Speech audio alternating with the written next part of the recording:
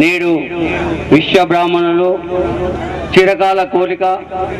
గత కొన్ని సంవత్సరాల నుండి విశ్వ బ్రాహ్మణ కార్పొరేషన్ ఏర్పాటు చేసి